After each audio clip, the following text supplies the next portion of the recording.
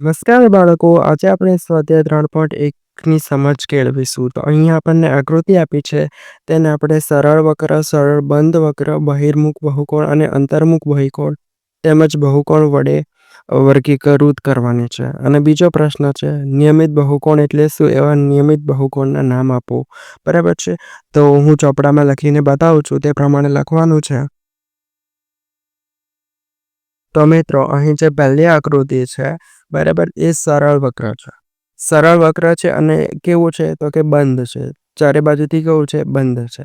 અને એ બહુકોણ પર છે. બહુકોણમાં પણ કેવો? અંતર્મુખ બહુકોણ છે. તે અંદરની તરફ આ રીતે છે. બરાબર છે.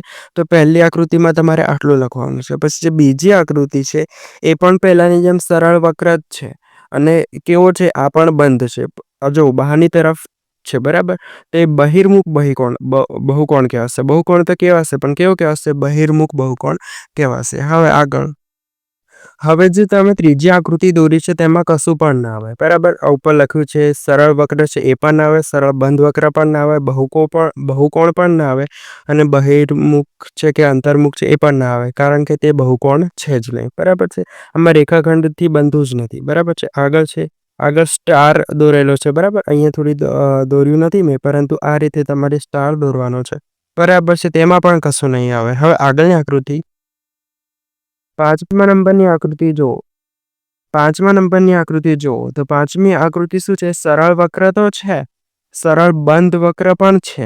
બરાબર છે. પરંતુ એ બહુકોણ નથી. બરાબર છે. હવે આગળ જુઓ, છઠ્ઠું, એ સરળ વક્ર છે, સરળ બંધ વક્ર છે, પણ બહુકોણ નથી. સાતમી આકૃતિ પણ જુઓ. સાતમી આકૃતિ પેલાની જેમ સરળ વક્ર છે. સરળ વક્ર તો છે, હવે કેવું છે તો કે બંધ વક્ર છે, પરંતુ તે બહુકોણ નથી. આઠમી આકૃતિમાં પણ કશું આવતું નથી. બરાબર છે. આ રીતે મિત્રો તમારે લખવાનું છે. હવે આગળનો પ્રશ્ન જોઈએ. મિત્રો, આ સરળ વક્ર નથી, સરળ બંધ વક્ર પણ નથી, અને બહુકોણ પણ નથી. હવે